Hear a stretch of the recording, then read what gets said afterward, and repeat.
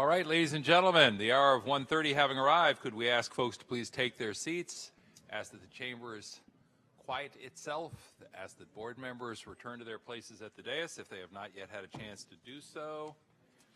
And the first item of business on this budget hearing of Wednesday, June the 13th, is to ask the clerk to give us a roll call to establish the presence of a quorum, and we'll ask the clerk to do so at this time. Supervisor Wasserman? Here. Supervisor Cortese? Here. Supervisor Yeager? Here. Vice President Chavez? President Smidian? Here, and I know that Supervisor Chavez is on her way and will be joining us shortly. You do have a quorum. Thank you very much. We have the Pledge of Allegiance up next, so I'm going to ask all of the folks in the chambers to please rise as we are led in the pledge by County Supervisor Ken Yeager today. Supervisor Yeager?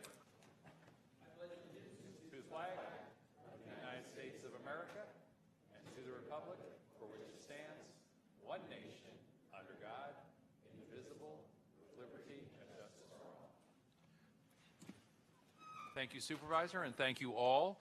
That takes us to item 151, which is public comment. Public comment is that portion of our agenda set aside for comment by members of the public on non-agendized items, things that are not on our agenda, non-agendized items, but that are properly within the jurisdiction of our Board of Supervisors. And we set aside 3 minutes for comments under public comment. Let me just check with the clerk and see if we have cards for public comment.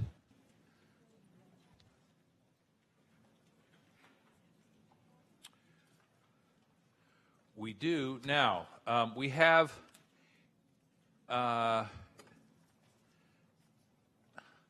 forgive me, we have comments that some of which are indicated as public comment and some of which appear to be items for agendized items. And what I'm going to suggest today, which is what we've done the past couple of hearings, is that if you are here to testify, please listen carefully, everyone.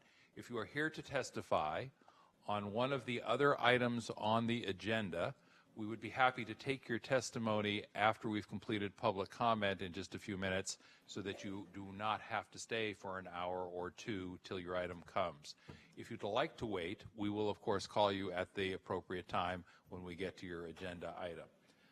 That being said, I want to make sure that we start with public comment. Those folks get 3 minutes for non-agendized items, and then I will ask folks who are here to come up for other items, again, if you wish to speak to your item earlier, sooner rather than later. So I have under public comment 5 cards: Susan Fitz, Mary Gardner, Andre Chapman, Isabel Molino, and Scott Largent. And folks, are you here for non-agendized items? Then please come forward and we welcome you. And I appreciate your patience while we sift and sort between one group of folks and another group of folks. And there is a microphone. I should tell all of you who are perhaps first-time visitors or haven't been for a while, there is a microphone embedded in that podium, and if you just look straight ahead and speak up loud and clear, we will hear you loud and clear. Don't let the fact that it's invisible fool you. Thank you for answering that question, because I was looking. President Smidian and members of the board, my name is Susan Fitz, and I'm here today as a member of the board of Parisi House on the Hill. Parisi House, as you know, is a residential treatment facility for women and their infant or toddler children. It's a unique treatment model in that our goal is to break the cycle of intergenerational substance abuse. Our mothers not only learn how to live a sober life, but they learn the essential elements of parenting and child bonding. We are giving not only these moms, but their children a fighting chance at a healthy, fulfilling life. This comes at a cost. We had presented a full budget to staff who asked that we reduce it to a rollover budget for the coming year. We went back to the drawing board, and after significant reductions, we simply cannot reduce further and are therefore respectfully requesting an additional $200,000 to meet our bare requirements. Among the major factors that we have this year that are unique are, first, we will become Medi-Cal certified this year, which requires the addition of a quality assurance and compliance manager. Secondly, we need to ensure that all of our staff salaries are up to living wages. Please bear in mind, this is a 24-hour facility with round-the-clock staffing needs. Further reductions will significantly impact the effectiveness of our treatment program. May I also take a moment to thank the county staff, both in your offices and at the department, for their ready help in helping us work through our budget challenges. We greatly appreciate their support of our mission as we do yours. Thank you for your Thank you very much. consideration. Before you step away, if you could just help me. Sure. Dr. Smith, this issue is embedded in what item number, if any? I'm pretty It's sure. not in today's agenda. That's where I'm headed, so just. It's not. And it was embedded in a previous item on which we acted where there was a reduction in funding or a lack of funding? I'm trying to figure out where this conversation does or doesn't take place. No. No. All right. So We were advised by staff that this would be our opportunity to speak to you. got it. And so if there is any action to be taken, that action would need to be taken pursuant to some direction today to come back with something on Friday, just to understand the process. Right. Got it. Thank you very much. Just want to make sure we all understand what the. What was that clarification, Well, Supervisor? you are speaking under public comment. Right. That is the proper time to speak because, as everybody's indicated, the reason you can't find it in an item Supervisors Submitting is because it's not in an item Supervisors Submitting, so we got that part clear. And then the question is, what do we do about that if somebody wants to follow up? Right. And the answer is that it is, as a process matter, possible for somebody today to ask that the staff come back on Friday, which is when we have usually a very brief meeting to wrap up and confirm the budget actions we have taken on Monday, Tuesday, and Wednesday. So I'm just trying to make sure everybody understands from a process standpoint what the lay of the land is here on anything that is wait a minute, what about this, of this sort. Okay? Okay. Thanks so Thank much. you for the clarification. Next speaker, and welcome. Hi, I'm Mary Gardner, Secretary of the Board of Parisi House on the Hill. And thank you for taking our comments today. I think we were a little confused about when was the right time to bring forward our concern about a reduction. Thank you to staff and to the Board of Supervisors and to Joe Submidian for hearing us today. I am echoing pretty much what Susan Fitz said, but mostly underscoring the importance of Parisi House on the Hill as the only residential treatment center for women with their children. And as Susan said, not only do we provide recovery and breaking the cycle of addiction for services for women, we have a very strong child care experience and child education, child development experience for the children, with the intention that we will break the cycle of that family's addiction by providing attachment services for parents and children. We have done a Herculean job in keeping our costs to probably a survival cost. There's certainly nothing that we can cut further from our budget without compromising our programs either to the mothers or to the children. So I encourage you to reconsider and to add a $200,000 addition to our budget rather than a rollover budget for us. Thank you very much. Thank you. Our next speaker, I believe, is Andre Chapman, to be followed by Isabella Molino, to be followed by Scott Largent. Welcome. Good afternoon, Board of Supervisors. I'm Andre Chapman, CEO of Unity Care. This year, Unity Care turns 25 years old. So think about where you were 25 years ago. 25 years ago, we opened up our first residential treatment home serving this community's foster youth. We're having a huge celebration on August 25th, but along this process, this is a journey of gratitude. And today, I'm here to say thank you to each one of you. It's a gratitude to the community, to the county, to the department heads, to the staff that do this work in partnership with Unity Care. We're a collective that serves this community, that serves our most vulnerable youth. During this 25 years, we've seen a lot. We've partnered in a lot of opportunities. We've served a lot of children. We've learned a lot from each other. And our journey could not have been possible without the commitment from each one of you over these past 25 years. And I've known many of you for a long time. So I'm just here to say thank you. I'm humbled to show a sense of gratitude to this journey for us. Over the last 6 months, our youth and families have been creating art for our event on August 25th. And creating art is very therapeutic for kids. That's an opportunity for our foster youth who oftentimes can't talk about their traumas, but can paint a canvas and share on a canvas what that trauma looks like to them. So what I want to do is offer each one of you a painting that was painted by our youth and families. And I'm going to read the first one. And what it says, this is and every one of these youth have a story. What this one says is, doubt kills dreams more than failure ever will. Because we know the kids are our future. And we know today there's so much trauma in our communities. And we all give what we can to create a safe place and opportunity for our kids to be successful. And at times when we battle and we struggle together, we know at the end of the day, we're all trying to create a better place for our kids and our youth and families. So we're here today to offer our gratitude to each one of you. Supervisor Yeager, Supervisor Cortese, Supervisor Watsman, Supervisor Chavez, Supervisor Smidian, Jeff Smith. We're here to say thank you for your partnership, and we couldn't have done it without your commitment to the work that we do. So thank you. So I'm going to offer each one of you one of these. Thank you for your comments, and we're going to ask you to convey those kind offerings to our clerk, who is going to take those off your hands. Thank you. That takes us to Isabel Molino, who's up next, or apparently... Can we allow the lady to go up with her water? Sure. She's getting tired. We've also got a couple of cards that have just come my way from Elna Tynes, and I think that's it. Welcome. Thank you. My name is Dr. Elna Tynes. I'm the former chair and now a member of the Santa Clara County Senior Care Commission, and I've served on the advisory board of SourceWise for several years and on other senior organizations, both locally and nationally.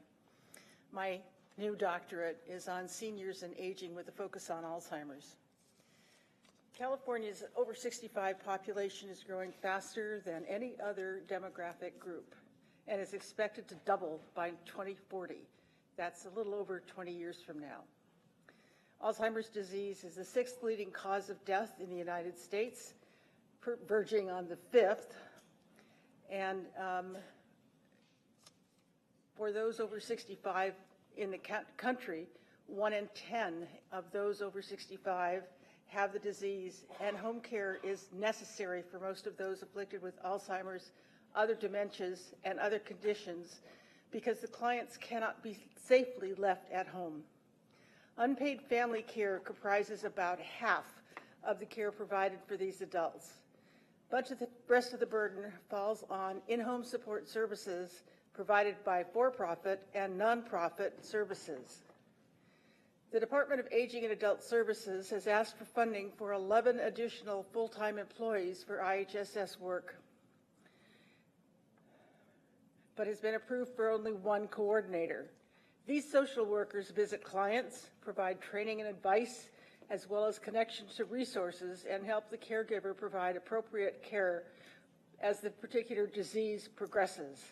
The current set of county IHSS social workers are seriously overworked, stressed by inadequate resources and support, and are unable to take care of many of those county patients and caregivers who really need help.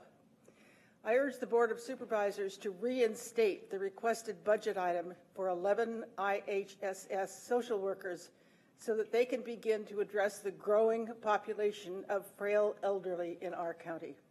Thank you. Thank you for your comments. Isabel Molino, to be followed by Scott Largent.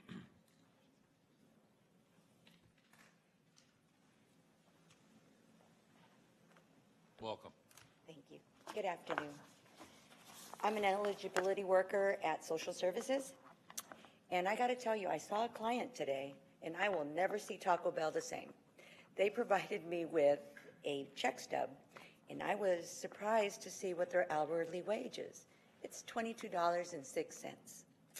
Our eligibility workers that start at in their training earn I don't know, chalupas seem a lot easier to make. But anyways, I also looked into Santa Clara, the city of Santa Clara, to see what the pay scale was. And much to my surprise, the office specialists, which are clerks, are making $6,000, $7,000, $8,000 a month. That's quite a high number. Customer service reps are earning much higher pays. They're in a much higher pay scale than we are. What's disappointing is that we were, for 2 years, in a reclass committee where we were updating our specs to reflect what we currently do.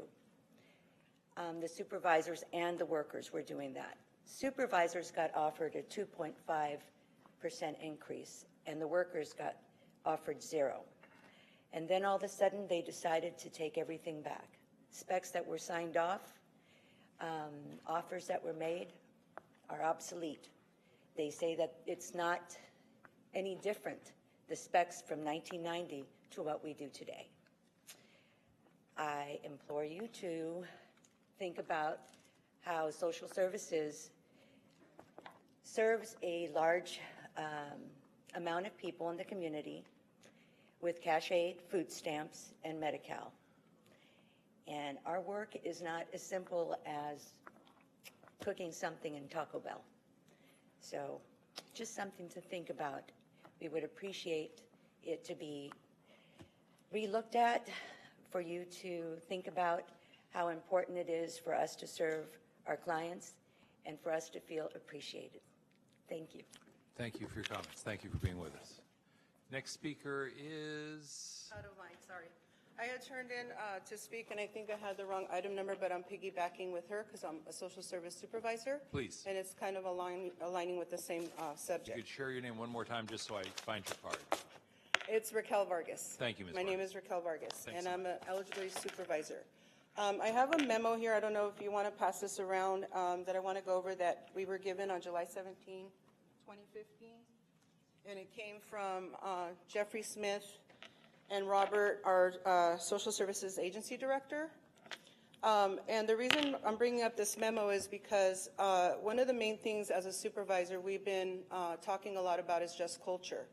And just culture kind of aligns with what's going on right now with our reclassification. With the just culture, there's supposed to be transparency. We're supposed to know what we're going to be up against. Workers shouldn't be surprised at what kind of work they're going to get. Unfortunately, that's not what's happening. In this memo, it says, yesterday, county leadership and I met with SEIU and SSU leadership concerning a number of issues related to operations within the agency. During this meeting and at prior meetings, I expressed my deep and abiding concerns about the work environment within certain sections of the agency, and there's no need to elaborate upon the many details of concern. Suffice it to say that it is clear to me that the core issues that create the specific problems are related to lack of trust, communication problems, and belief that there's a lack of equity. And trust, that's a big one, because we, in good faith, do what we do. We serve our clients. We're doing a lot more work than we used to do. I, as a supervisor, have workers in my office all day long with questions about problems with the system, trying to get the client their benefit. A lot of our clients are working people.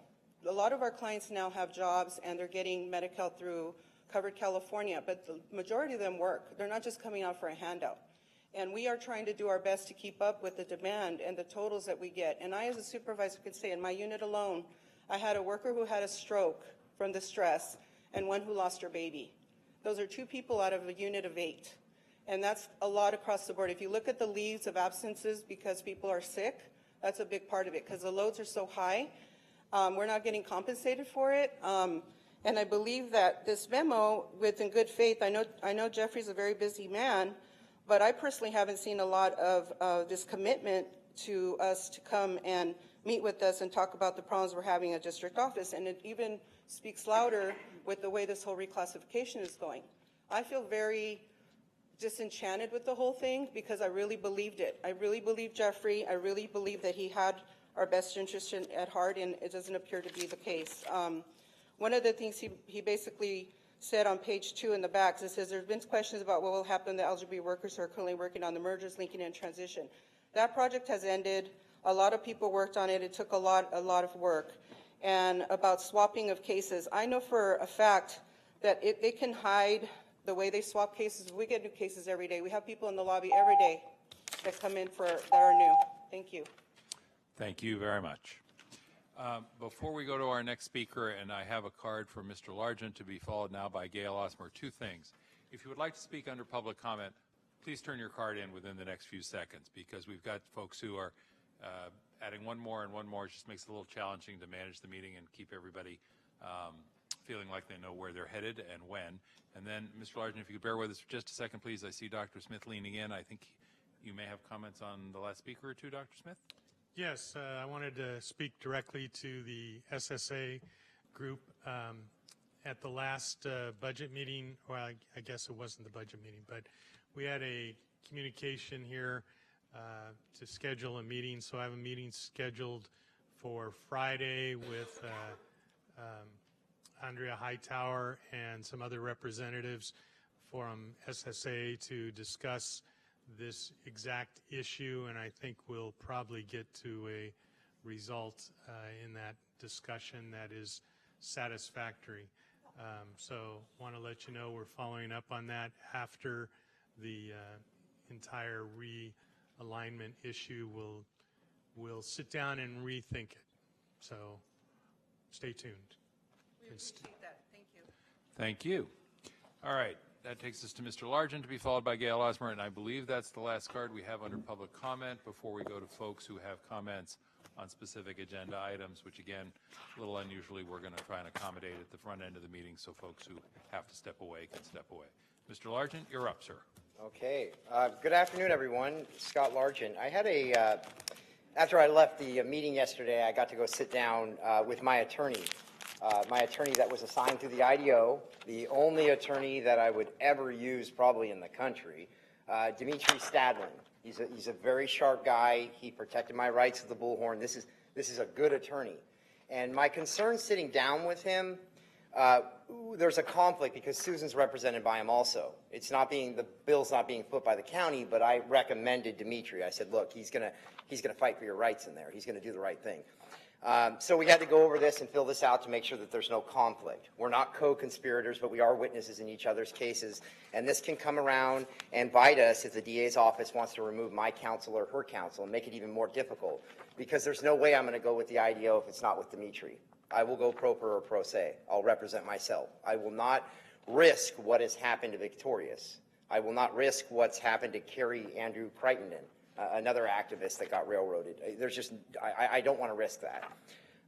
As you're aware, I'm being prosecuted over this list of garbage from Patricia Lucas. This list of just fake rules that never went through the proper process. None of you ever voted on this. Nobody from the city. She just made all this stuff up, signed it, never filed it properly, never turned it into our county counsel's office, never turned it into our DA, never went the proper channels for the rules of California court for doing stuff like this. This stuff is just not okay. It's hard to believe that I'm being prosecuted over this, but this is going to be a very interesting trial because out the gates, and of course my attorney says don't talk about the case, and then I show up here and talk about the case, but there's no stopping that. And he told me not to talk to law enforcement. Well, I can't help that. I talk to probably about 100 police officers a day down here. There's no stopping that, but what we're going to do is we're going to produce a writ, or I'm not a lawyer, but he's going to try to get it thrown out immediately. And then we're going to escalate that farther up the chain of command. So you understand the internal appellate system right here is rigged. So they're going to kick it back. Then it's going to go to the 6th District Court of Appeals. And what are they going to do? They're all part of the scam. They're going to protect the judges. And we all know how they make it up the ladder. So that's going to be tossed out too. And hopefully we're going to try to get this up to the Supreme Court, because that's a better channel. But it's a real waste of my time, resources of the county, when this should have probably been addressed the first time I brought it in here. And I'm not always throwing the ball at you, Joe, but what is in place to protect people's rights in situations like this? The public defender's office, although there wasn't a criminal case originally when I was served this, they should have been opening up their eyes. They should have been getting involved. There's nothing like the ACLU here locally. There's nobody to really step up to the plate besides being an indigent client and getting in trouble criminally. There's nothing here for doing this. And this is sad. And you, Joe, couldn't do anything about this. James couldn't do anything about it. And then now, sure enough, I'm arrested over it. Now it's going to cost the county a lot of money because this will go all the way up to the Supreme Court. It's necessary. Thank you very much. wrong. Let me ask Ms. Osborne to come up. I believe this is the final speaker under public comment, and then we'll go to folks who have comments on individual items on today's agenda. Welcome. Well, thank you. I'm Gail Osmer, and I'm chair of the Santa Clara County Senior Care Commission, but I'm here today as an individual asking Dr. Smith to please. The Department of Aging and Adult Services wanted 9 people to be hired and for the IHSS, and they received 0. I live in a mobile home park, and I've been dealing with people in my mobile home park and other mobile home parks around San Jose and the county that people need help. They call IHSS, they don't get called back. They need help. They need more staff at IHSS. Please, instead of maybe 9, give them 5, give them 6. This is a very, very important entity in our community that needs more staff for our aging community and people that I firmly believe need to age in place and not, go to a care home, and they can have IHSS people come in, take care of them, and be involved. So I strongly encourage you all to please hire more IHSS workers. And if you don't want to do 9, which we asked for, I think 5 or 6 would be okay. Just please hire more because we need it. Thank you. Thank you for your comments. All right, colleagues, those are all the speakers we have today under public comment. We do have some folks who want to speak to individual items. I'm going to call you up by item number, forgive me. And again, if you want to hold off until your item comes up later, that's certainly okay, but I want to give everybody the chance to speak up right now if they wish. So the first item for which I have cards is item 155, and I have cards from Josh Cello, Yvette Aguayo, Jenny Betancourt, and that's it.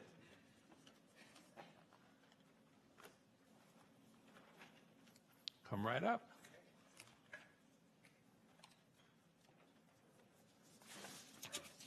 Good afternoon, President Simidian. Oh, sorry.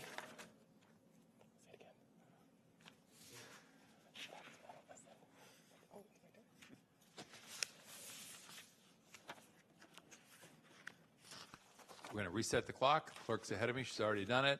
And go right ahead. We're on item 155, and this connects to that item. Go ahead. Awesome. Good afternoon, President Simidian and Honorable Santa Clara County Supervisors. My name is Josh Cello, and I'm the Executive Director of West Valley Community Services. I'm here today with my colleague, Tyler Taylor, the Executive Director of the Saratoga Area Senior Coordinating Council. Just about 1 year ago, you entrusted our agencies to launch a new senior transportation pilot program. Thanks to the vision of Supervisors Simidian and Wasserman and the funding you approved last June, RIDE, or Reach Your Destination Easily, launched in October 2017. Since then, our agencies have signed up over 200 clients, delivered over 2,000 rides, and made many, many presentations throughout the West Valley.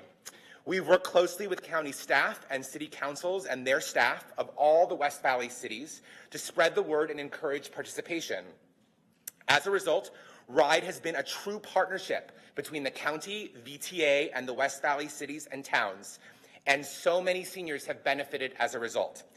We're so grateful for the trust you've placed in our agencies and that you took serious action to address the transportation needs of seniors living in the West Valley. RIDE has enabled older adults in our communities to age in place and stay connected to their friends, neighbors, and communities. Whether taking a ride to the doctor or a hair salon, the senior center or the supermarket, senior nutrition programs, or to see friends, RIDE has made it possible for seniors in the West Valley who struggle with transportation to get where they need to go easily and safely. We're hopeful that you will approve a second year of funding so that we can take what we learned and expand the pilot to serve even more seniors living in the West Valley. We're here to answer any questions you may have, and we want to thank you again for your vision, for your support, and for addressing the needs of senior adults so that they can continue to call Santa Clara County home. Thank you. Thank you for your comment.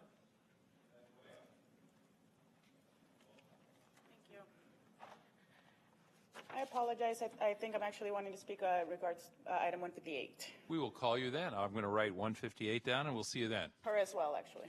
And is that Jenny Betancourt? Correct.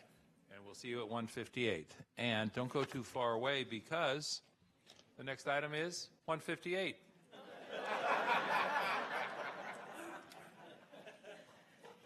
Thank you. Good afternoon. My name is Yvette Aguayo. I'm an eligibility work supervisor. You may or may not know, but most positions are entitled to apply for a reclassification about every other year. We, however, are not one of those positions. We had to fight and win it through negotiations on June of 2015. Part of the agreement was to have it completed within 12 months. We have been working over 2 years with ESA, and now Mr. John Mills states in a letter, and I quote, "While the ESA HR department believes that the recommended changes are still appropriate, the ESA HR department is withdrawing its proposal to make any changes to the job specs," end quote. An agreement was made, and the county is now backing away from that agreement. Now, most of you are elected officials, and many of you run your election platforms on assisting some of our more vulnerable communities, like our homeless community, our foster care children, victims of domestic violence, individuals who need in-home support services, families struggling to get by. I think you often forget, though, that we, the eligibility workers and supervisors, are the ones doing the actual work. We work hard to bring and keep money in the county's funds by maintaining our accuracy rates at acceptable levels to not get fined or penalized by the federal government, and by bringing in revenues to our county hospital, not to mention the service that we provide to our community. We help you keep your promise to your constituents. We respectfully ask that you keep your promise to us. Thank you. Thank you. Thank you for comments. Jenny Betancourt, you're up next. This is item 158, board members.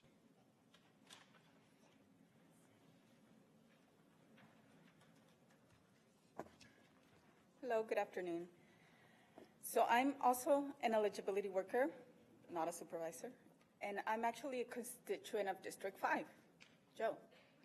So I saw on your website that you assist your constituents with any issues that they might have with any agency, anything like that. And I'm actually asking you to assist me and my fellow eligibility staff with the various issues that we've been having with ESA in regards to our reclassification. ESA states that we can keep the 90 specs, that there's no problem with recruitment or retention, and currently there's about 80 vacancies unfilled. There's over 75 people on leave. So if there's no problem, they should be able to give us these numbers and the rest of the numbers that we've been asking them for weeks, which we haven't received regarding personnel. They also say, you know, we can do our job with how it was done in 1990, and that's 28 years ago. But we're Santa Clara County. This is Silicon Valley. We're innovators, supposedly. But how is it that you're going to keep your workers with those specs that are so outdated? That's a shame. As a tax-paying citizen and employee, I'm appalled because there's just blatant disregard for contract agreements, for negotiation agreements, and you all well know that many grievances have been won because the county's breach of contract.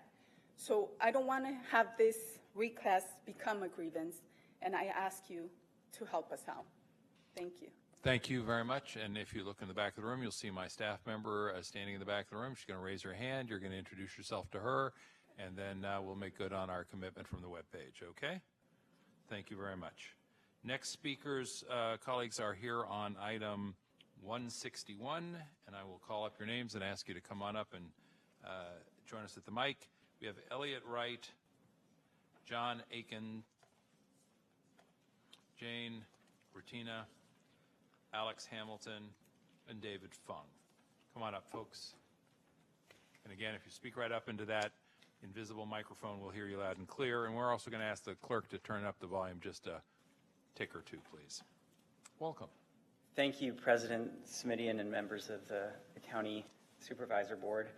My name is Elliot Wright. I'm the new Executive Director for Environmental Volunteers. And for the past 3 years, this body has supported Santa Clara County children with more than 135 programs. 2,620 students have taken part in these programs, 10 schools, and 70 classrooms.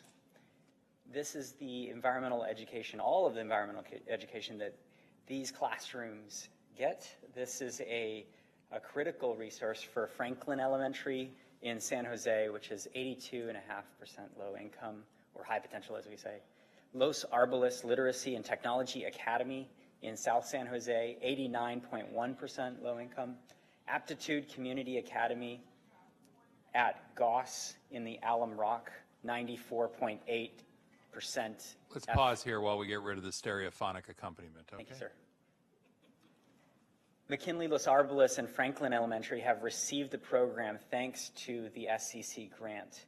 If we are unable to provide them funding, they won't be able to afford the programs next year. And just 2 days ago, at the end of the school year, we send out an email to our teachers to say that we would be delighted to come back. And more than 95 programs in 2 days were booked or requested. And so now we're in the delicate spot of not hopefully having to cancel those field trips and classroom programs. 80% of these classrooms are multi-subject, and with the state still currently lagging the national average in science literacy, these programs that you've provided are mission critical. We hope to say yes to 2,620 students so that they can get outside, and we thank you for helping us make that possible. All right, thank you very much. John Aiken, to be followed by Jane Reitna, to be followed by Alex Hamilton and David Fong. Welcome. Hi, John Aiken, the director of the Palo Alto Junior Museum and Zoo. President Simitian, honorable city council members, I'm here to speak to 161, and I'm here with my education director from the museum, as well as a board member from our nonprofit partner, the Friends of the Palo Alto Junior Museum and Zoo. And we've been providing this year about 60 schools in the peninsula with science education, but this item is really about underserved schools that can't afford to hire us to provide that science education. The Title I schools in Santa Clara County, this last year we were able to serve 900 students in 6 schools for what I think is a very reasonable cost. The students and the schools in these situations, especially these Title I schools, would not receive science education if it were not for these programs, as my colleague also spoke to. We at the Junior Museum and Zoo, I think, are particularly well suited for this museum-school partnership because we have motivated, highly trained teachers that go out to the schools. We bring with us scientific equipment, specimens, live animals, and hands-on activities that really engage students in ways that schools struggle to do. And so I urge you to pass this measure for 3 more years of funding. Thank you. Thank you. Jane Reitna, to be followed by Alex Hamilton. David Fung, come on up. Hello, good afternoon. Thank you for hearing us. I am a board member of the Friends of the Palo Alto Junior Museum and Zoo. A large part of our job in that nonprofit is to promote and sponsor the Science Outreach Program. Both my children have been through the Science Outreach Program from K to 5th grade. It really is an exceptional science program. It really ignites a love of science. It's actually the reason I became involved with this wonderful science education center, because my second grader had a temperature of 102, dragged himself out of bed, got dressed and said, I have to go to school today because it's the Bill day, and Bill was his science teacher for the JMZ. So it's just so important that that children have this hands-on science education to prepare them for middle and high school, where the science becomes much more academic. We see a huge drop-off of interest in the sciences. And on a larger scale, we've got to get scientists from all backgrounds. Otherwise, the science and research area only belong to the privileged and not from all backgrounds. So this program really helps get kids off on the right foot. Thank you. Thank you. And before you step away, just on a personal note, was it your husband who introduced himself to me in the grocery store last week? Yes, he did. All right. Tell him I said hi. I please. will. Thank you very much. Thank you. All right. That takes us to Alex Hamilton and then David Fung. Thank you so much for giving me the opportunity to speak today and original renewal of funding for our science outreach program in Santa Clara County. And I'd like to close by reading some excerpts from the letters of support that we received from our teachers and that we did forward to the board for review as well. But I'll just read a few bits. The first letter is from a teacher named Karen Kessler from one of our schools in Santa Clara County. And I love the way she says, the Junior Museum brings the world into our classrooms. Seeing and touching is vastly superior to reading facts in a book or even watching a video. The hands-on activities are of high interest and at the students' developmental levels. One example I love is the plastic sleeve that the teacher uses to simulate an exoskeleton. Next, she changes to plastic with smaller pieces that simulates joints. And then when the students look at the actual insect with an exoskeleton and joints, they more fully understand the concept of an exoskeleton. Another letter from one of our teachers at Vargas, Heather Mitchell, or Heather, I forgot her last name, Heather Wilhelm, yes. Working with the Palo Alto Junior Museum and Zoo has improved our students' scientific questioning and reasoning. Feedback we receive from our middle school science teachers is that Vargas students stand out with their exceptional scientific reasoning and inquiry skills. They report that Vargas students are not afraid to make a mistake and are able to collaborate during their lab lessons. Much of this can be attributed to our work with the Palo Alto Junior Museum and Zoo. And then she goes on to say, we are a Title I school in the middle of Silicon Valley. As Title I, we teach many of the have-nots that are surrounded by all the haves. The classes and experiences that the museum have brought to our students are invaluable and are experiences that they may never have had without your support and funding. And I just have to say, as a teacher on the ground in the classrooms, our programs, they blow the minds of our students every day, and that's really what makes a difference between liking science and being curious about science and loving science. Thank you very much. Mr. Fung, you're up next. President Sumedian and Supervisors, thank you for the opportunity to speak today regarding your continuing support for Friends of the Friends of Deer Hollow Farm Educational Scholarship Program. I'm David Fung, a Friends board member, and I'd like to talk about the improvements that we've made to our scholarship program with your help over the past 3 years. Deer Hollow Farm is a 160-year-old ranch located in the Rancho San Antonio Open Space Preserve, which operates as a hands-on educational center as well as a very popular family attraction. The core of our educational mission is our farm tour program, which features school field trips for grades K through 4. In the school year that just concluded, nearly 5,000 students went on farm tours, including 2,304 students from low-income schools who attend for free via our scholarship program. That's about 47%. Over the past 3 years, we've used our county funding to improve the program, most notably covering transportation costs as well as tuition. It's taken some time for us to get the word out across the county, but in our 3rd year of the expanded program, we have doubled the number of scholarship kids from Districts 1 and 2 and quadrupled the number of kids from District 4. As we continue to grow and urbanize, making the farm available to all becomes increasingly important. Eggs don't just come from Safeway, and you'll like them better after you meet the chicken that worked on them. I'd like to quote Leslie Moretti. I'm a 2nd grade teacher at Grant Elementary, a Title I school in downtown San Jose. We have a high percentage of students who are English language learners, special needs, and low socioeconomic status. Most of my class have never experienced a hike, especially in a large park like the one surrounding Deer Hollow Farm. The experience that my students receive from this field trip is priceless. By the end of the day, I have so many students tell me it was the best day of their life. They get so excited about seeing all the animals and learning about the animals and plant life firsthand. We're proud that we've broadened our impact across the county and hope renewed funding will let us continue this wide outreach. Thank you very much for your consideration. Thank you for your comments. The next 3 speakers are going to be Tyler Taylor, item 163, Lukhati Lee on item 166, and then Diego Ortiz on item 169. So let's start with Tyler Taylor, and then we'll go to Lukhati Lee, and then to Diego Ortiz. Welcome. Okay, thank you. Good morning. My name is Tyler Taylor. Again, I'm the Executive Director of the Saratoga Area Senior Coordinating Council.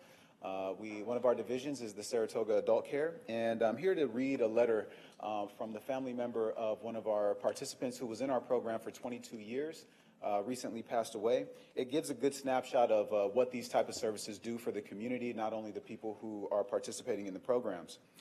Kathy Nickel was a participant for 22 years. While she was living in her Saratoga home, her capability to attend the daycare was of great value to me, her husband. It enabled us to continue our consulting activities and keep our home in Saratoga. During this period, I was also able to provide funding for my 3 children to attend college. My son continued for his MBA, and my daughter additional schooling to become a certified teacher. My son graduated from UCSD and now is with his wife and in the Navy in San Diego. Without the Saratoga Adult Care, this would not have been possible.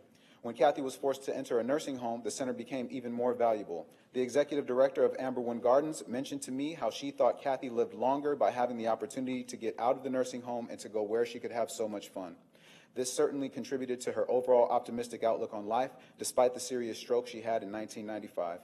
I think that the Saratoga Adult Care is, without a doubt, one of the most valuable resources a community can provide for its seniors. It would be a shame in any way if the services were reduced or curtailed. The last words Kathy said to me were, "I need to get up and to go to the daycare center." That's how important it was for her. My response was that it was a Friday night and the center was closed. Shortly after that, there was little doubt that her passing was imminent. These services are more than important and valuable to the community. They're a necessity. Your ability to help us provide those services is needed. We appreciate the fact that the help was already given, and we are requesting that it continue. Thank you very much for your dedication to all our communities and for your support of senior services. Thank you. Lucati Lee and then Diego Ortiz. Welcome. You're fine right where you are. All right. Good afternoon, President, Supervisor Smithson, and all the supervisor attending today.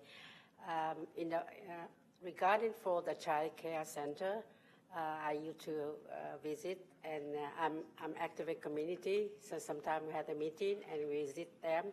So I think that the child care is very freely for their policy and how to care the kids.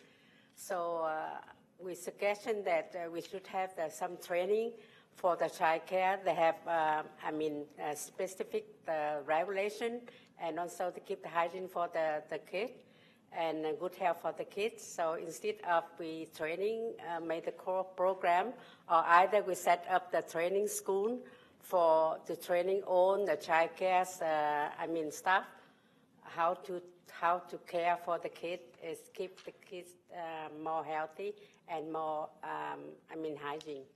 So I think really a little bit messy at the child care center in San Jose and also in Santa Clara. So we don't have any specific rules, so I worry about health for the kids. So thank you for your listening and please consideration. Thank you. Thank you very much. Diego Ortiz, and then the last 2 speakers that I have cards for are Monica Rivero, to be followed by Yasmin Rivero. Welcome.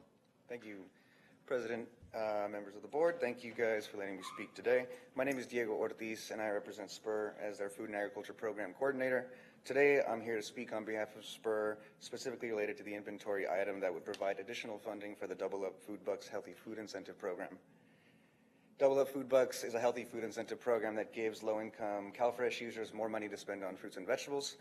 We currently have 4 participating stores here in Santa Clara County, both in San Jose and in Gilroy. The program has been running for over a year now, and we have great support from a wide range of partners here in the community, most notably Second Harvest Food Bank, First Five, and with some awesome outreach help from Social Services Agency and the Public Health Department. Our first-year evaluation shows how well the program is working. 2,000 CalFresh families, which represents 4,000 to 8,000 individuals in the county, have redeemed $85,000 for fruits and vegetables at our 4 participating grocery stores. More than 90% of program participants say that because of the program, they buy more fruits and vegetables, they eat more fruits and vegetables, and are able to stretch their food budgets even further. We are grateful for the support from the county, and we are grateful for the support that the county has already provided, and that support has positioned us to spread the number of stores and double the number of stores within the next 2 years. The ongoing support from the county would help us reach that goal. With an additional round of funding, we could distribute $250,000 in incentive coupons to over 5,000 unique households, which comes out to about 17,000 residents here in Santa Clara County over a 2-year period. We could double the number of families who are better able to afford fruits and vegetables, and I hope we can continue to quote on the board's support for Double Up Food Bucks. Thank you. Thank you very much. Monica Rivero and Yasmin Rivero, welcome.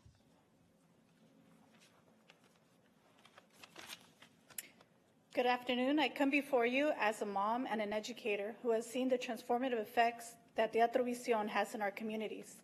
As an educator, I have been a supporter of Teatro Visión prior to my daughter's participation. Their contribution to the community is what prompted me to have her involved. As a teacher, I have taken my high school students to their matinee productions for several years now. This field trip is a highlight of the year for them. I have been able to connect the themes of the plays with my own curriculum, and it has led to powerful discussions. It has overall been empowering for my students to see their culture up on stage. As a mother, my daughter's involvement in Teatro Visión has made me even more supportive.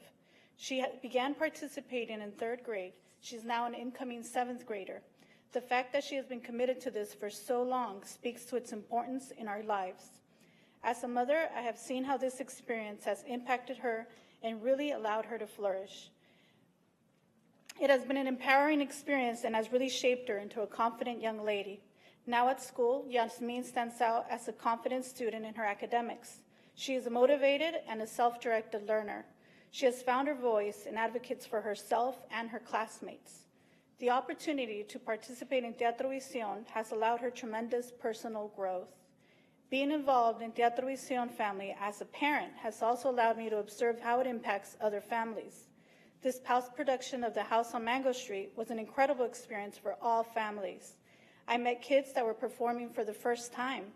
These kids became just so responsible and so confident as a group. A theater experience just gives a child so much. For some of these kids, this experience gave them the opportunity to create a community that supported them in ways that they don't always have at their own schools. I can't thank you enough for supporting this cause that has such a strong impact in my family and in all youth involved. Thank you. Thank you for your comments. Good afternoon. My name is Yasmin Rivero. I've been part of Teatro Visión for almost 4 years now. Teatro Visión is very important to me. It has helped me improve as a person. I have learned many important life skills while doing plays. It has made me more confident in myself to be out on stage or to speak in my classes. Before, I would never imagine myself being able to speak in front of a government board as I am doing today. I've also learned to be more responsible. For example, I learned how to memorize my lines because others depended on me. It also made me understand that it is important to be on time. Lastly, Teatro Visión has taught me the importance of teamwork. Last play I performed in The House on Mango Street. This was very important because we were all kids and we had to move platforms and be ready for our parts together. Thanks to Teatro Visión, I met many amazing actors and actresses that I now consider family. I thank you for your considered support of the theater company that changes the lives of many kids and adults in San Jose. Thank you. Thank you, Ms. Rivera. Appreciate your being here today. And thank you to all of you who've taken time to be here today to speak with our board. I don't think we have any more cards. Colleagues, I'm going to confirm that with the clerk. We're good. All right. And I see the county executive leaning in, perhaps to provide some clarity or guidance on some of the items we've just heard about. Dr. Smith? Yes, Mr. President, members of the board, I wanted to give you the feedback on the Parisi House on the Hill issue. We did track down the contract. This was a $1.6 million contract from last year that also had an additional $31,000 added to it as part of an inventory item. As you remember, the board had asked us to review the CBO contracts that expired in June and consider a 3% cost of living increase, which would be for Parisi $48,000, which isn't enough to cover their concerns. We have offered the contractors, the CBOs, that 3%, but we also will be discussing additional special concerns at a staff meeting, which will be the end of this week. So we have the authority to increase it. We will discuss it at that point and we'll get back to you with an answer, but I can say more than highly likely we'll solve the problem. All right. So this is a rate adjustment issue, essentially? Well, No? it was considered as a rate adjustment issue when we talked about the CBOs in general, but Parisi has some special needs, which we're already, you delegated authority for us to deal with. So basically, you know, the 48,000 wasn't adequate, as they said. That was discussed with them. So we'll go back and rethink it. And the conversations continue. And the conversations will continue. All right. And we have authority to consummate a deal, so there's no need to put it in the budget specifically. All right. Then that takes us to item number 152, board members. This is the initial overview and the request to receive the report relating from the administration relating to requests for information during the budget hearing and or new and updated information. Let me turn to Mr. Aturia today. Is that correct? Yes, yes, Mr. President Smitty and members of the board, Greg Aturia, County Budget Director, and this is new information that was added to the agenda, making note of the changes that were issued by the board yesterday during the second day of the hearing, and provides the updated tabulation of estimated revenues and expenses accordingly. And at this point, staff asks that you accept the information. All right. I'll ask the clerk to please post the screen. Ask if there's a motion from the board. Say thank you to Supervisor Cortese for the motion and Supervisor Chavez for the second. See if there are any comments or questions, and in the absence thereof, we'll ask all members to please vote on their screens. Now that that has occurred, we'll ask the clerk to display the results overhead and indicate that item 153 passes on a 5-0 vote, and that takes us to item 154. Turning again to you, Mr. Aturia. Yes, thank you. Item number 154 is a request to consider the county executive's recommended budget for, as 153 for Department of Child Support Services. There are no revised recommended revisions to this. So at this point, staff asks that you refer the item for final consideration to Friday. Thank you very much. And we will ask clerk to display the voting panel on our screens. We'll ask for a motion and a second. We'll say thank you to Supervisor Chavez and Wasserman, respectively, for the motion and the second. Ask all 5 members to vote on their screens. In the absence of any comments or questions, we'll ask the clerk to tally the vote and display overhead. And item 154, Supervisor Yeager, we need one more vote on this item. Thank you, sir. All votes now having been cast. We'll display overhead. And the motion passes on a 5-0 vote. That now takes us to, and forgive me, I just want to make sure we're on the right item here. My screen is still displaying item 153. Okay. Now we're to item 154. Thank you very much. And here again, we'll ask the clerk to please display the screen as I go to Mr. Ituria. Yeah, item number 154 is to a request to consider the recommended budget for in-home supportive services and to refer the item for final consideration to Friday, June 15th. Thank you. Supervisor Chavez, I see your light is on. Comments, questions? Thank you. I know this is not directly aligned to what the speakers came and talked to us about, but I couldn't remember. I know there was a request for more social work level staff or supervisorial staff for IHSS, and I just wondered if you all had taken a look at, or if you could talk a little bit about the decision based on the rate of funding that you recommended for oversight and for the coordination work. Yeah, there was some discussion, as I recall, at the budget workshop, and thereafter, consultation with the department regarding staffing levels, and out of that, no decision to bring a revised recommendation to the board.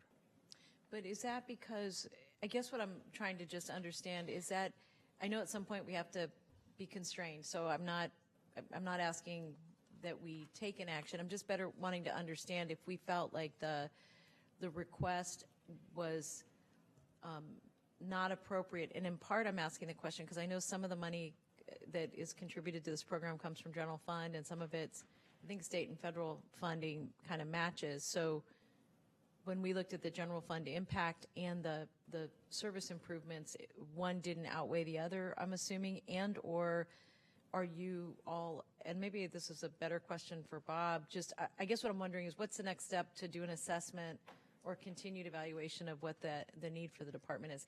Because what I don't recall, Bob, is if you all had a request and it didn't get funded, or if you were in concurrence early on, or...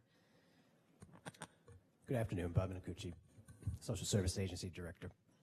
And yeah, you know, we did talk about this in the last hearing, and I think what we said at that point is we do feel caseload pressure on that account. Caseloads continue to grow. We did put a request forward at that point.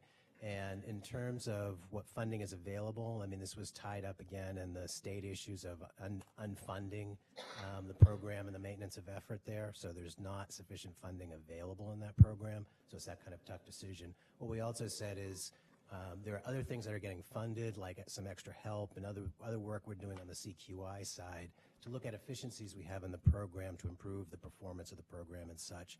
So I think we can get through some of what you hear around the customer response and things like that, timeliness. But we were still going to have concerns around the caseloads. And perhaps, I know this is something that you'll keep looking at as we create opportunities for efficiency. I know at some point you can't be more efficient when you're in a people business. But maybe this is something that mid-year we can revisit, maybe first at Children's Family Seniors and then as perhaps as part of the mid-year budget, mostly just because I want to understand what the implications are, because it seems like one of those areas that's just growing as the senior population is growing, and I'm a little nervous at what point we get ourselves in a fix. But I understand you're going to be looking at that, so thank you. Thank you, Supervisor. Thank you. Board members, if you will look at the screen, we could use a motion and a second on this item if folks are ready to take action. We do have a motion to approve the recommended action from Supervisor Chavez, second from Supervisor Yeager. We'll ask all 5 members of the board to please vote. All 5 members having voted, we will ask that the clerk please display the results. And item 154 passes on a 5-0 vote. Thank you all very much. Takes us to the Social Services Agency. We have a number of items here.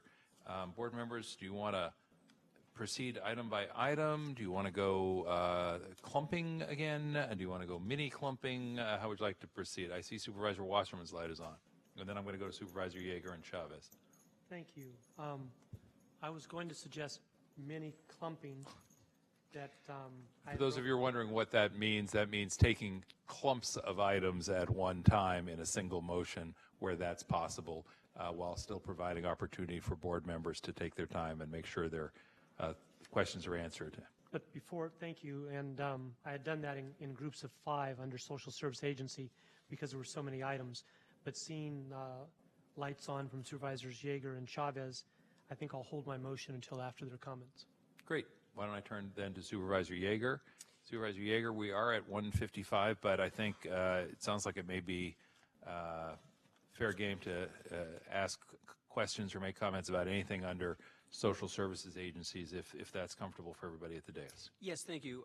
My question is for a number of these, and I think once that question is answered, I'll be fine and won't have to ask it for each one of these, and then we can maybe go back to clumping if that's what we decide to do. But the items that I had the same question for are items 155, 157, 159, 160, 161, and 163. They're all basically written the same way, and I just have a question of sort of what the process is going to be going forward. I see that the funding for all of these items are ongoing, but the delegation of authority to contract with the individual CPOs is only for 1 year. What I don't know is what's going to happen after 1 year.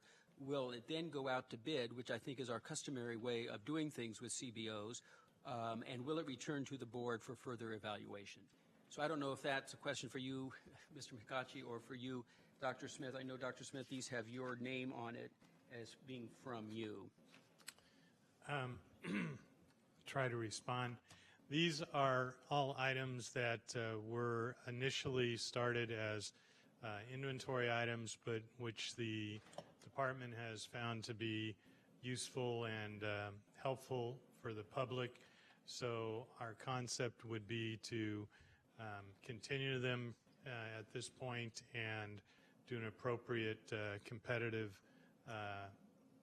selection. Some of them, there's not much competition, so we'll have to come back to the board during the regular budget hearing process next year and give you recommendations about those. But whether, I mean, yeah, President Smitty. Well, I think I may be able to help a little bit on this, since I think all of the items that you've just articulated are items that I brought at some point as inventory items to our board. And Supervisor Yeager, you may remember 3 years ago, or may not 3 years ago, we had a question about the distinction between services that we provide through nonprofits and contracts and inventory items that are additions to the funding that we use or provide for county staff. And one of the differences is that, as I understand it, when we put something in the budget for county staff, all due respect, it lives forever, absent somebody's direction to remove it. You raised the, I thought, very legitimate question, which is, well, you know, we don't want to have evergreen contracts essentially with nonprofits that go on forever without having some ability to evaluate how's that working out for us. And the agreement we reached as a board at that time, if I remember correctly, was, well, let's let them run for 3 years so that the community knows that they're going to be in place for 3 years. The organizations know they're going to have a funding stream for 3 years, and over the course of the 3 years, we'll get a sense for whether or not they're delivering on their promise. What we didn't sort out at that time, and what I think your question is very helpful in addressing, and what I think Supervisor Chavez and I had a little back and forth about just in the last couple of days that I also thought was helpful, is, well, that's good, but what happens when that time period is up? In this case, it's 3 years, but it could be 2 years or 4 years. I approached Dr. Smith about this and said, look, I don't know what to do with my items that are expiring because they're not, quote, new inventory items. On the other hand, I think they've proved their worth. And ultimately, the staff said, well, we'll look at them, and if we're comfortable supporting their continuance, we'll put them in the budget. They have been. But as you just heard, essentially what the staff said is we can put them in the budget for another year while we are now moving to a system where we provide competitive contracts through an RFP process where that's going to work. Now, in some of these, as Dr. Smith said, I think candidly, you know, I may be surprised, but I think in some cases there's really only one organization that's in a place where they can provide some of these services. In others, there may be a robust competition for these kinds of services. Ultimately, from my standpoint, I was comfortable with the resolution, which was, all right, let's go forward for 1 more year if the administration feels it can support these items. And then let's make sure that we don't have the same question next year, either with respect to my inventory items or anybody else's inventory items, because I do think your point 3 years ago was a fundamentally sound one, which is at some point you have to stop and say, okay, you know, did it work? Did it deliver? And if so, is there anybody else out there who could also be in the mix as a competitive matter for processing? So I hope that's a little bit helpful in clarifying. Yeah, it was. Thank you. And I guess what I'll be looking for, and whether it's you, President Smitty, or someone else, of adding some sort of language to each of these to sort of let us know what the process is going to be. If it is as simple as and to be reevaluated after 1 year, or to go out for bid after 1 year, or something, so that future boards sort of will know what the action was. Again, here it's just sort of left to expire, and you know, the authority of the county executive has until June 30th. So I think that would give me some comfort that at least we've put into our action what happens next. Yeah, I think that's a good suggestion. When we get to a motion, I'm certainly going to be supportive of that, and I think it also has the benefit, frankly, of letting the community groups know, so what happens to us when we get to that point, because frankly, we didn't have a good answer for them as folks started approaching my office saying, well, you know, do we cease to provide these services at the end of the 3 years? And, you know, candidly, we hadn't, as a board, hadn't come up with okay, once that 3 years ticks, where do we go from there? So I think and I totally agree with you. I mean, some of these, there will only be one organization that is providing it, but I still think it's important that they know that they have to go through an RFP of some sort. Yeah, and if the one caveat I would offer on that point is, if the administration wants to say, we don't think an RFP makes sense for whatever reason, and or we think a single or sole source contract is something that we can justify, and here's the basis for justifying it, I would say, okay, but the burden is on you to make that case, administration, just as the burden is on any one of us to do that, because I'm guessing that if there really is only one provider, and forgive me, I can never remember which is a single and which is a sole source. The one where there's only one entity that provides such a service is called a sole source? Correct. So if there really is only one provider and they are the sole source, and the amount of money is relatively modest, the administration may say, no, we're not going to do an RFP for $20,000 if there's a sole source out there. On the other hand, some of us may say, you know what, how do we know for sure there isn't somebody else out there if we don't try? So I think that's a case-by-case discussion. Supervisor Chavez, you've been very patient. Thank you. I'm not quite done, I apologize.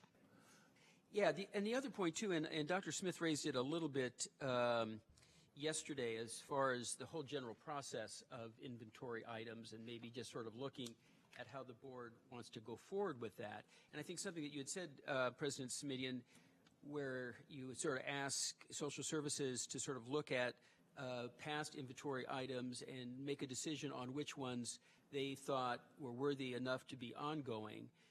I think that's a process that probably should happen with all of our inventory items. We generally, for the most part, do it for 1 year, a couple years, either a grant or a contract of some sort. And if that's an option that is going to be open to all supervisors to ask department heads to see if the service that is being provided is worthy to be put into the ongoing budget, I think that's something that board members should be aware of, or at least set up a process so that happens, so at least we know that that's a route we could take if we decided to go that way. May I? Yes, Dr. Smith. May I intervene? Please. And Supervisor Chavez, I know your light is still on. Thank you. Through the President. As I mentioned the other day, I think sometimes we get confused between the concept of what's an inventory item, what's a referral.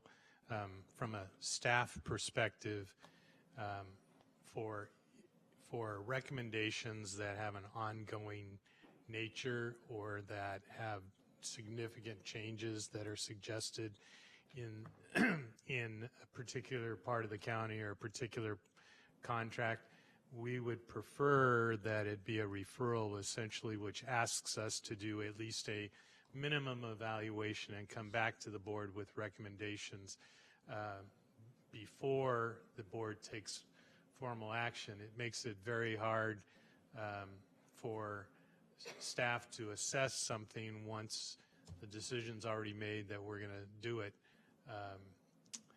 And in these particular cases, they were approved as pilot projects, so that at least implies that staff has the opportunity to evaluate it.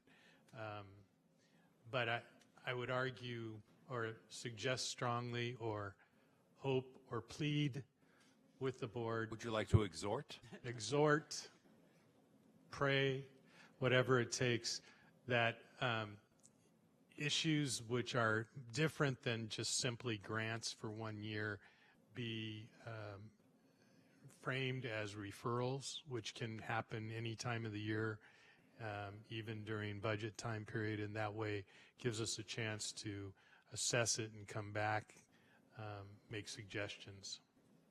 You know, and I appreciate that, and that was certainly the case with 155, which is, that was originally, I think, a referral from Supervisor Wasserman and you, President Simidian, and that was sort of that process. And but again, I think all of that needs to be made clear so everybody sort of understands the right way to proceed, so all supervisors have the same information when it comes time to vote. So I appreciate that. Thank you. Supervisor Chavez, thank you. And then Supervisor Cortese. Thank you.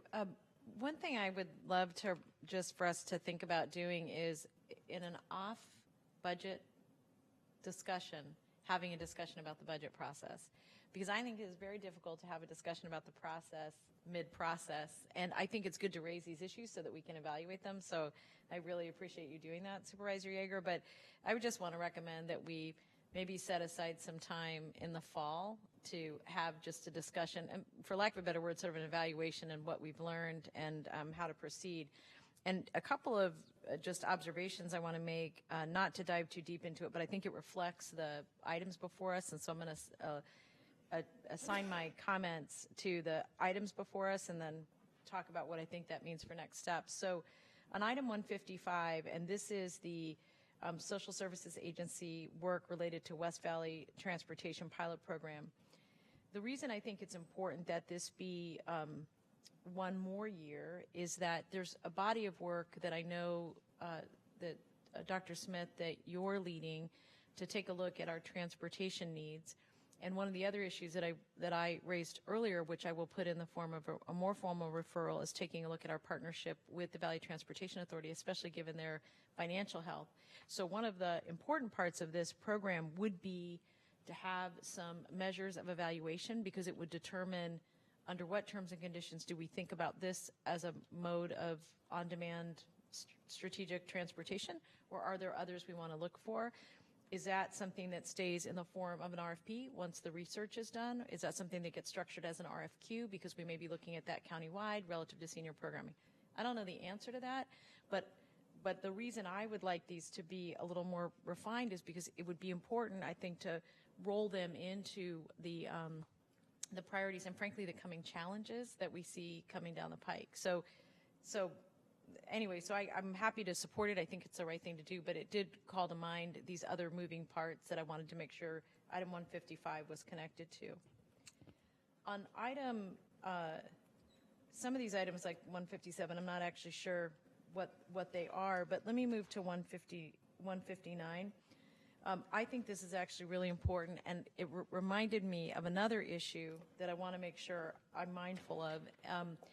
Because I represent the downtown and the east side and the southeast side, much of the county's expenditures happen in the district I represent, and I know that. I just want all of you to know, even as I am always looking for more, that I recognize that I have a lot of service is being provided.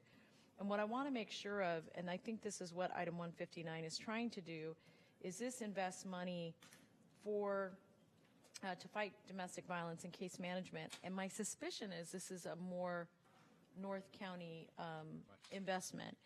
And what concerns me isn't that you, Supervisor Simidian, have to do this. It concerns me that as we think about the larger investment we're trying to make in domestic, to fight domestic violence, that we understand how many resources are being spent today, where are they being spent, and making sure, and I think this was the point you raised when we had this discussion the other day, you use the term geographic equity. I'm going to say it a different way, which is I think where there is need, our programs need to be structured to respond to them. And I think there are unique needs in higher income communities than there are in lower income communities, but nonetheless the need is still very prevalent, and we have to better understand how to make sure we're being geographic, like covering geographics on these kinds of big issues. So what I appreciated about 159 is it caught my attention to say, that's right, we need to make sure that we're looking countywide, but also I'd like us not to have to be in a situation where we have to do one-offs, that the RFQ structure and the RFP structure is one that really does lend itself to covering South County and North County as well. So I'll be supporting 159. Excuse the brief interruption, and that's why I so appreciated your willingness when we had the prior discussion to say, yeah, let's make sure that we're comprehensive in our assessment of the needs and in our response. So thank you again. So on that one, even though it's 1 year, I'd love to make sure that this gets rolled up into that bigger pool, and and we could think more about how to be strategic about those investments.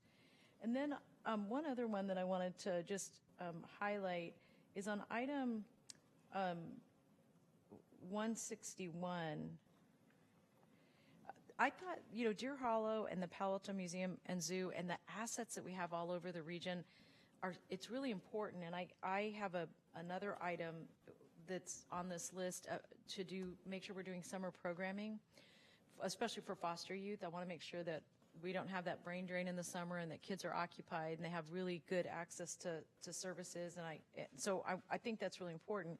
What was interesting to me about this item, and I now know a little bit more about exoskeletons today than I want to, but what's interesting about this item is I do think it lends itself to us asking a bigger question relative to how we think about access to public and private assets that we have in the region that are real learning opportunities for low-income communities. Again, no matter where they are, because we have pockets of poverty in Sunnyvale and Mountain View and other places that this, frankly, is closer to, which I think creates an opportunity. But, you know, we have children who live in the East Side who have never been to Happy Hollow Zoo. That's appalling. And there are lots of reasons for that. But I think as we dive into these themes, that as we talk about the budget in the fall, I'd want to better understand how we connect the needs to a really much more robust way of getting the word out, so that we're not leaving out one part of the county or the other, and especially these pockets of poverty that are sometimes harder to get to. So anyway, I thought they were all really, really good, and really am looking forward to a bigger discussion about, you know, how we keep it both fair but also mindful that sometimes people are in situations for geographic reasons or special need populations, and we need to figure out how to not put people in that position. I want to come back to that issue, but it is Supervisor Cortese's turn at the microphone. Supervisor. I can wait if you want. Just on that point, thank you, Supervisor. I just want to say, Supervisor Chavez, you've captured, and I think I said this with respect to an item in the last couple of days. At the risk of stating the obvious, we're all acutely aware of the income inequality that exists in our society and in our county. And so one of the questions I've asked myself from time to time, and you've always been, you know, very gracious, if I may say so, about sort of saying that, you know, the resources are greater that go to your district, and I've tried to always lean in at that moment and say, and that's as it should be, because that's where the need is. So on some of these items, and the three environmental groups that you heard from, the Junior Museum and Zoo and environmental volunteers and Deer Hollow, when I leaned in 3 years ago, my whole point was I want those resources to be available to kids who otherwise are not going to have them, and to make them available broadly. And I was impressed, frankly, that apparently that message got through to the folks who are providing the programs, because they were at the microphone talking about how happy they were to have been able to deliver those services in those communities or to those students where the students came to them. And and this is just spot on your point, which is, you know, people often say, gee, we're a rich county, why can't we? And the answer is because some of those great resources don't get spread around the way they could and should be, in my judgment. So that was my hope. That's why it was called, thank you, Dr. Smith, the pilot project 3 years ago, was to see if, all due respect to the three beneficiaries, if they could deliver on that promise. I am really pleased and proud, frankly, that they have. But I think this is, to your point, not a one-off. We should be having a larger conversation about how do we make sure that the resources of the county are made accessible to folks, notwithstanding geography in some cases, and certainly notwithstanding economic circumstances. And Supervisor Cortese, thank you for letting me chime right in at that point on that issue. To you, sir. Well, thank you, President Smitty. I want to sort of eliminate some of my comments by just associating my overall point of view with what Supervisor Yeager said in terms of process and making sure the administration has policy direction from the board before they make anything permanent, but that they should, on the other hand, seek policy direction from the board and not just let us get to the point where we're right on top of another budget cycle and nobody knows whether something's continuing or not. So I do think that we need to do that. I think probably the path for that is right back through the same committees where these things came from in the first place. You know, on the front end, we cycle them through so that the committees can vet, but oftentimes things don't come back, at least the committee that the committees that I'm on, and I would use 155 again as just an example. I love this program. I go out and visit senior centers. People in the community love the program. I'm constantly saying you can thank two of my colleagues for bringing this forward. People want it expanded. I tell them it's a pilot, so we should be getting some kind of an option for expanding in the future. But again, I don't think those decision points are coming back. You could look at this for this year and say, pilot to what end? I mean, where are we going? And how are we connecting? Where's the connectivity between this program and other opportunities that we have, to do this kind of work and to bring revenue in to do this kind of work?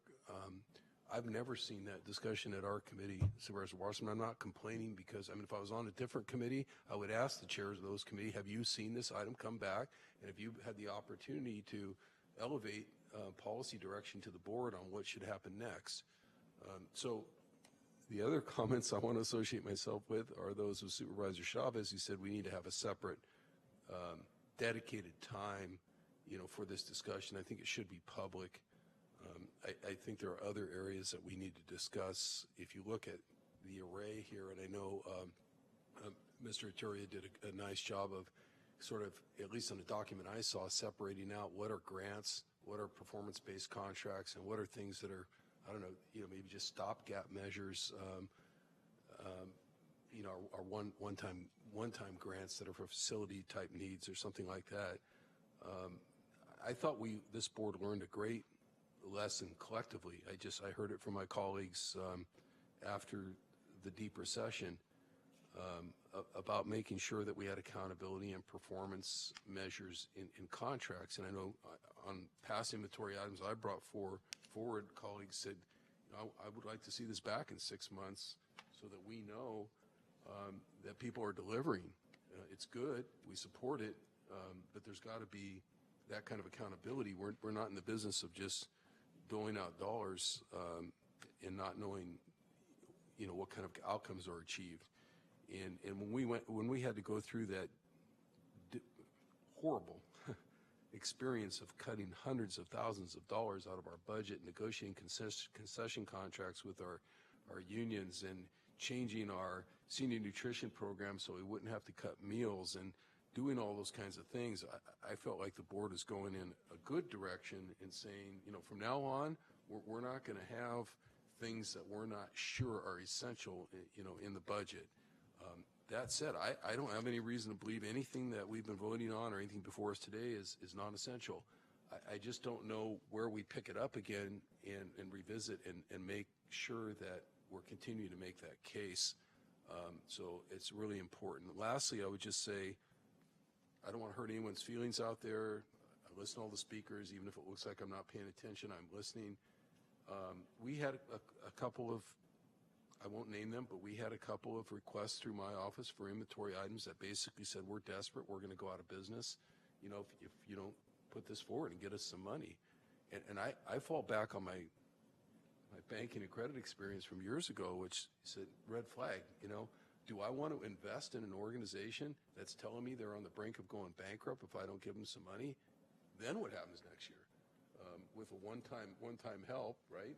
We've seen that over and over again, to an organization that really needs structural assistance of some kind, or maybe needs to go out of business or be consolidated. So I think we do get ourselves, I think those are the exceptions to the rule. Most of these things end up paying off whether we look at them or not, but I do think we need to look at them, and hopefully President Smitty and you as presiding officer of our board, can figure out a way to set aside some workshop time or something so that we can all continue this discussion well ahead of next year's budget cycle. Thank you. Supervisors, before I go back to Supervisor Wasserman for what I think is going to be a motion in a minute, on this larger issue of budget process going forward, ordinarily I might think of saying this is a topic for conversation at FGOC, but in this case I think it really is a conversation that the full board is going to want to roll up its sleeves and wade in on. I don't, my inclination would be just to schedule a budget workshop, Supervisor Cortese and others, for all five of us without sending the item through FGOC even preliminarily. Let's just sort of start from zero altogether so we're all on the same page as we go forward. I'm not asking for formal direction to do that. Obviously, that's something we could just schedule, but I sort of wanted to toss that out there, make sure somebody didn't later say, why didn't you send it through FGOC? And I don't see anybody saying, no, if anything, I've heard everybody saying, let's get our whole board to wrap its arms around this. And the one other thing, before I get to Supervisor Wasserman, is, and I want to toss this out to staff, and again, it's not a criticism, it's just a statement of the real world. You know, when we allocate funds as a board to the county bureaucracy, and I'm not using the word bureaucracy as a pejorative, it is the bureaucracy that delivers the services that improves people's lives. But when we allocate funds to the county bureaucracy, it shouldn't surprise us that the county bureaucracy thinks that they're spending the money well, and therefore they want to keep the programs and the money moving forward. On the other hand, when we're working through nonprofits, it's a little harder sometimes to get the county bureaucracy to say, oh yes, we're invested in the continued success of some other organization. That's just a reality in terms of, you know, institutional organization structures. So how we tackle that challenge is something we're not going to sort out today right now, Dr. Smith, but I do think it's one that we need to confront when we go through the budget exercise that we're talking about in terms of the workshopping. Okay? Anything else before I go to Supervisor Wasserman and ask for a motion? Thank you. Supervisor Wasserman? Thank you. I really appreciate Supervisor Yeager's comments. I saw Dr. Smith nodding his head in agreement. I heard President Simidian agree. I heard Supervisor Chavez agree, and I heard Supervisor Cortese agree. So I think we all agree as far as these items, the RFP process, auditing, review, 6-month comeback, whatever it may be, so that staff comes back to us and lets us know what is working, what should be tweaked, what we should continue. That said, I would suggest, I will propose a motion that approves staff recommendations for items 155 through 165. I'll call that a mini clump, President Simidian. All right. Instead of a micro clump. And with that, I would also ask that Supervisor Yeager's initial comments that I believe has consensus from other board members, either by what they said deliberately or nodding of the heads, be incorporated in that motion. And I'll click on the mover button. And motion by Wasserman and a second by Chavez. We're going to ask all members to vote.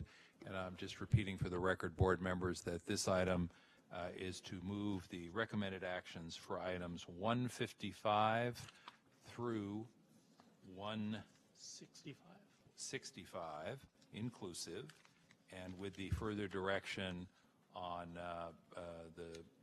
to staff on the development of budget processes as suggested by Supervisor Yeager and supplemented in following comments. Accurate repeat, Supervisor Wasserman? Yes, and if I may add one thing. Please. Thank you. The reason I stopped at 165 instead of going to 171, which would have included all of the items under social service agencies, is I see in items 166 through 171 several of Supervisor Yeager's inventory items, and I wanted to leave that as an opportunity for any additional dialogue or comments he may have. All right. All those in favor, please vote aye. All those opposed, please vote no. All 5 members having cast their ballots, we'll ask the clerk to display the results, and the motion passes 5-0. Thank you very much. If you were interested in items 155 to 165, your item has been addressed, and I think you've also gotten a little indication of how the board might proceed in the coming years. So thank you again for all the good works, and we appreciate you being here. That takes us to item 166, and subsequent items under this item run through item 171. So 166 through 171 remain. Do we have a motion? I can clump with the best of them. All right. Then we're going to let you by asking the clerk to display the voting panel. This is for 166 through 171. Great. And Supervisor, if you want to offer the motion, thank you. And if we have a second from Supervisor Cortese, thank you. We'll ask folks to vote. And I'm going to ask, just for the record, I am assuming that the sort of budget direction that was referenced in the prior clump applies to this clump as well going forward, yes? Yes, it does. All right, so just for the record, We'll ask all 5 members to please vote on the screen, and before we ask the clerk to display the results, we'll ask Supervisor Yeager if you have any other comments or questions, sir. You do not. Supervisor Wasserman to be followed by Supervisor Chavez. Supervisor Wasserman is also good to go. Supervisor Chavez. Thank you. I know this, the county is doing amazing work in so many ways, but I wanted to particularly just, and I should have done this in the previous item, really thank the staff for the work they've done on Supervisor Cortez's program around intern and earn, and really expanding that program for foster youth and really focusing on getting those kids. So those of you who are doing that work, thank you. And on item 171, this is an allocation of one-time $350,000 to the Social Services Agency to really focus on kids who are within our custodial responsibility to make sure they have access to summer programming. I am just over the moon, so I hope my colleagues support it. All right. All members please vote on the screen. All members have voted. Will the clerk please display the results? And that motion carries on a 5-0 vote. And again, that covers, just to be clear, Supervisor Yeager, items 166 through 171 inclusive. Yes? Thank you very much. Thank you to staff who were here and taking the opportunity to bolt just like that once their items are taken care of, as they wisely did. All right, that takes us to item 172. This is one item under Department of Planning and Development. Mr. Ituria, am I back to you? Yes, this item number 172, a request to consider the county executive's revised recommended budget for the Department of Planning and Development, and to refer the item for final consideration this Friday, June 15th. Thank you. Comments or questions, board members? If not, could we ask the clerk to please display the voting panel? Could we ask for a motion and a second, please? Could we ask all members to please vote on the screen? And we have all 5 votes cast. Please display the results. Measure passes 5-0. That is item 172, passing on a 5-0 vote. Takes us to Consumer and Environmental Protection Agency, items 173 and 174. Looking to you, Mr. Ituria. Yes, item number 173 is a revised county executive recommendation related to the Consumer and Environmental Protection Agency, adding 2 full-time positions. And item number 174 is a request to consider the recommended budget for Consumer and Environmental Protection Agency as adjusted, including the Department of Environmental Health and Vector Control District, and to refer these budgets to Friday for final consideration. All right, thank you very much. Do we have anybody from Vector Control here? Yes, I have a question about coyotes before we vote on the budget.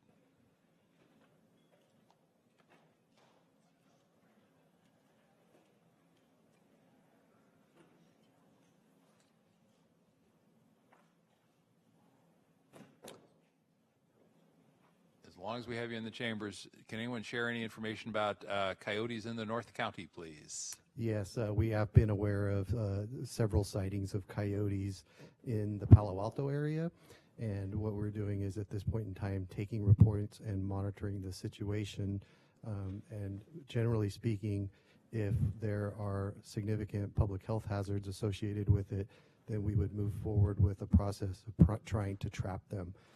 But at this point in time, we don't have that information. And public health hazards includes a coyote attack, I assume? Yes. Good, thank you. Anything else you want to share with us at this time before I ask the clerk if she would please post the voting screen on our panels? No? Not at this time. Thank you very much. All right, then if the clerk will display our voting panel, thank you. If we could get a motion and a second, and Supervisor Wasserman, I'm going to just say for the record, I understand this to be a motion to approve items 173 and 174 in a single vote. That has been confirmed. We'll ask everybody to please vote on the screen, and now that they have done so, we'll ask the clerk to display the result. And those 2 items, 173 and 174, are passed on a 5-0 vote. Thank you both. And please do keep an eye on the coyotes, seriously.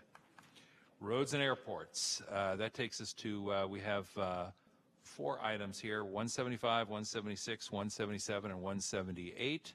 And Mr. Ituria, I'm going to turn to you again, yes? Yes. Item number 175 is the county executive's recommended budget for roads and airports, and the requested action is to refer the item to final consideration on Friday. Item number 176 is an inventory item relating to the acquisition of a consultant to help with on-street safety improvements on the safe route to school on the Homestead Road corridor. Item number 177 is an inventory item relating to the San Martin's Lions Club. Item number 178 is an inventory item relating to the Eastridge Little League baseball field repair. Thank you very much. We could ask the clerk to please display the voting panel on our screens and then ask if there is a motion to approve. There is. The motion is from Supervisor Wasserman and seconded by Supervisor Chavez. And again, Supervisor Wasserman, just for the record, I believe this is a motion to approve all 4 items under roads and airports, 175 through 178 inclusive. Members, please vote on the screen if you haven't done so. All 5 members have voted. Please display the results overhead so that we can announce a 5-0 vote. And that is for items 175, 176, 177, and 178. Takes us to item 179, which is the recommended budget for the Department of Parks and Recreation. Mr. Iteria. Item number 179, the recommended budget for the Parks and Recreation. The requested action is to refer the item to Friday for final consideration. All right. This again is item 179. We'll ask the clerk to display the voting panel. We'll see if there's a motion. Thank you, Supervisor Wasserman. And we have a second from Supervisor Yeager. Ask all 5 members to vote on the screen. All votes have been cast. Ask the clerk to display. 5-0. Item 179 is passed 5-0. Takes us to county fire districts. And on county fire districts, members, there's a little, we're going to need to do these one at a time, if you will accommodate that, please. So, Mr. Iteria, let's start with item 180. Item 180 is the county executive's recommended budget for the Santa Clara County Fire Department, and the request is to refer the item to Friday for final consideration. All right. We'll ask the clerk to display the voting panel. And we'll ask all 5 members to vote on the motion by Supervisor Wasserman, which has been seconded by Supervisor Chavez. All 5 members have voted. We'll ask the clerk to display the results. Item 180 is passed. Motion is passed on a 5-0 vote. Takes us to item 181. And board members, as you may know, this district is in my, this fire district is in my supervisorial district, and there's a slight change to the recommendation.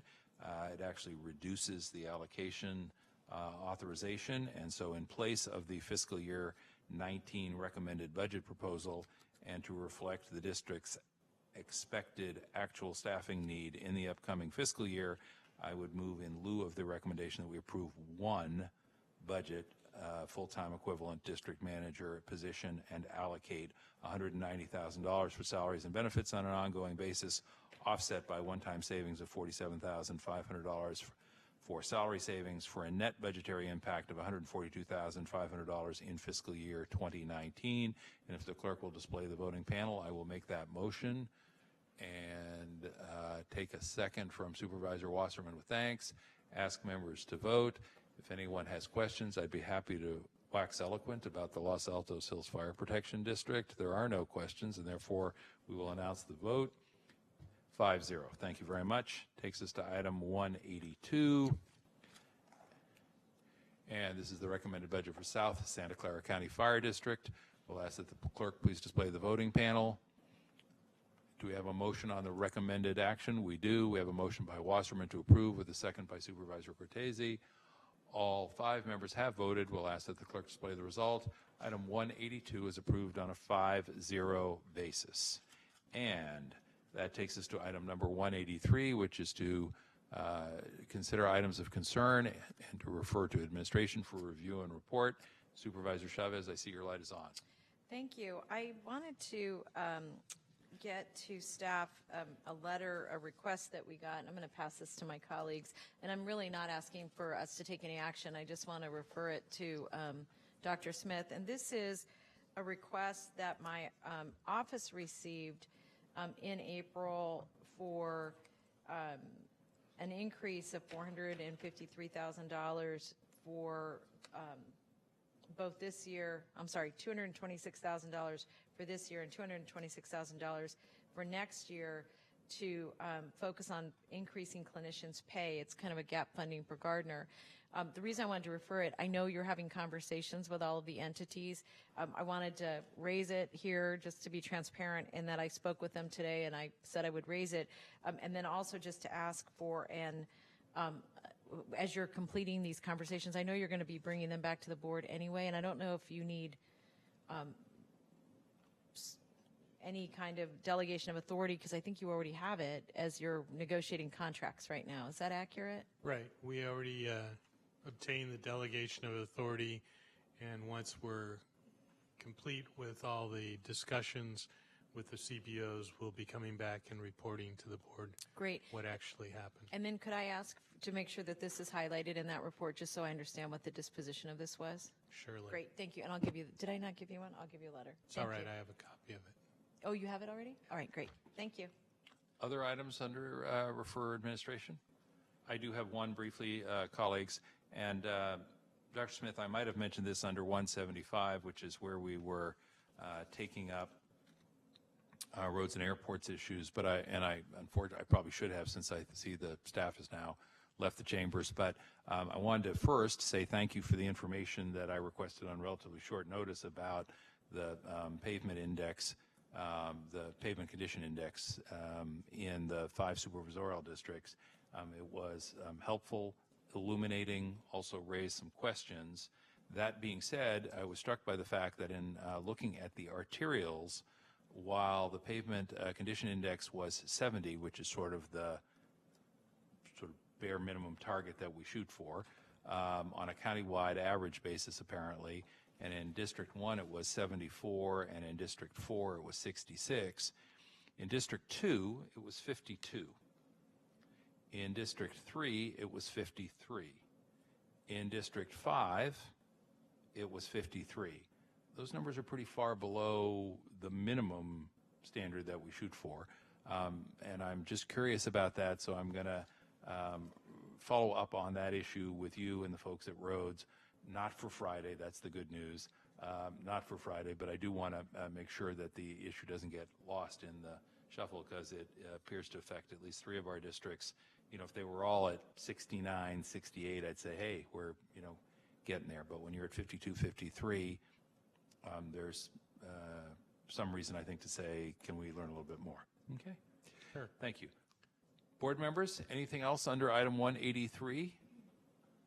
If not, Supervisor Chavez, do we need a motion on your item, or do we simply?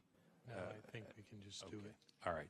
Then, without objection and hearing none, item 183 is dispensed with. That takes us to item number 184, which is to recess until Friday, June the 15th at 9:30 a.m. in these chambers. Without objection, we stand in recess. Thank you all very much.